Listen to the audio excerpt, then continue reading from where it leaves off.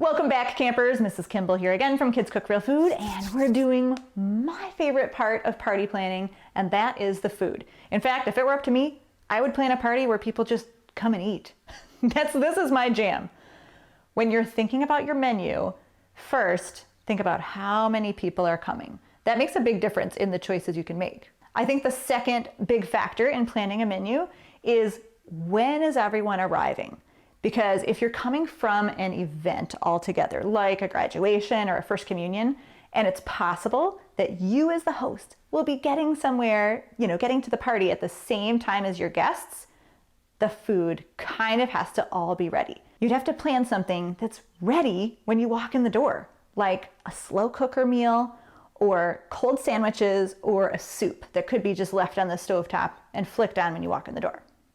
You'll also, if you're all getting there at the same time, need to have all your bowls and plates set out and probably little notes on them for what goes into what. That way you can grab a few of your guests and they can help you set up all the food really, really quickly because people might be hungry right when they walk in.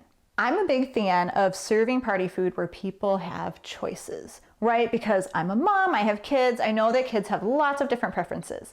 So one of our favorite things to do if we're having kind of a smaller party, maybe 10 to 15 people, is a build your own pizza day. We would prepare in advance pizza crusts that are, kind of small, personal size, and those would be dough. And then when people get there, they can add their own sauce, toppings, types of cheese or no cheese, and then we bake them. This has to be for a small party and people who aren't super starving right when they arrive, because it does take some time to cycle those pizzas through the oven, but it makes a really, really fun meal and kids love building their own pizzas. You can think about giving your party guests a chance to build their own also when you plan the dessert, right? Oftentimes we'll have maybe a really simple dessert like cookies can be grab and go. If you're having a birthday party, obviously that will lend itself to a cake or cupcakes. And then you got to think about ice cream.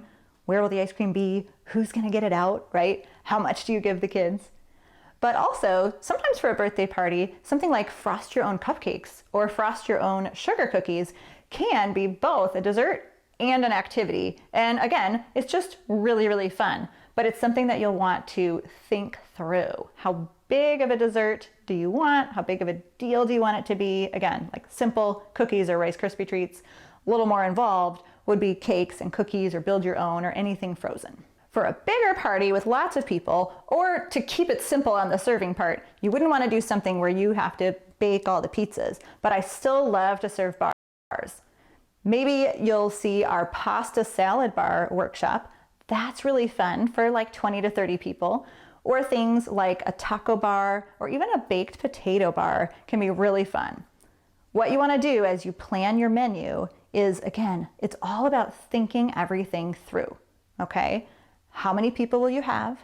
How many slow cookers or Instant Pots do you have to keep things like taco meat warm? And what are all the toppings? At our last party, it was after Gabe's first communion, and we served a taco bar. So I'm going to talk you through how Leah and I thought about what all we needed to put on our list. When you make your list for the food, start by just making the menu, everything you're going to need. Then use that to make 2 more lists. Stuff I already have at home, which you might want to pull out so nobody eats it between then and the party, and things I need to buy, okay? You can tell I'm a huge list person. Clipboards, notebooks, everywhere. When we planned our Mexican taco bar, Leah and I decided we wanted to have both ground beef and chicken, and we sat down and we thought about all the many toppings that we love to have on tacos. So first of all, we thought about the bottom. If people wanted salad, we needed lettuce. If people wanted sort of a nacho thing, we wanted chips. And then we chose soft tortillas and no hard tortillas, because we already had chips. Then we thought about the toppings, right? Of course, shredded cheese, a couple kinds of salsa, sour cream. We thought about fresh cilantro. Do we want chopped tomatoes? Do we want chopped onions, maybe red or white or green onion? There's so many things that people sometimes put on top of tacos. Our personal favorite, of course, is guacamole, which we make homemade. So we made sure that that was on the list along with fresh limes, because Leah doesn't like bottled lime juice in her guacamole. So as you make your menu, you're gonna wanna think about everything you might need. I talked about all of our taco toppings, but we also wanted to have some other options in case someone didn't like tacos. And also, the more options you have, the easier it is to make slightly less of everything and people still get plenty to eat. So we always serve some raw vegetables with a dip. We'll often have some regular salad toppings, especially if we're not serving a taco salad. And sometimes we'll have like a side salad, like maybe a potato salad or a pasta salad or a cabbage slaw or something like that. For many parties, you might even have some appetizers, right? Or some snacky foods out as people are arriving. This doesn't happen all the time, but you're gonna wanna think about all the foods that you may want to serve. Make sure they all get on the list.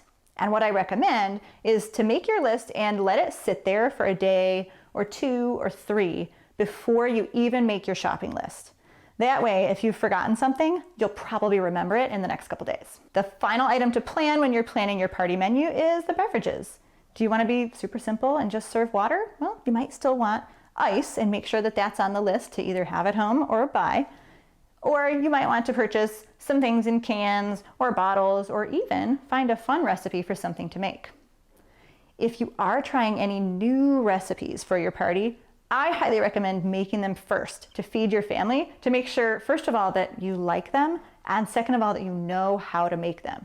This will also give you a chance to see how long that recipe might last, which helps you plan what we're talking about in tomorrow's workshop, which is how far in advance you have to make or purchase all your food. Campers, for today, I want you to plan a party menu. If you're not quite sure what size of party you're going to plan for, go with 10 to 12 people. Decide what kind of spread or bar you want to create for them and try to think through every little thing that you would need to serve.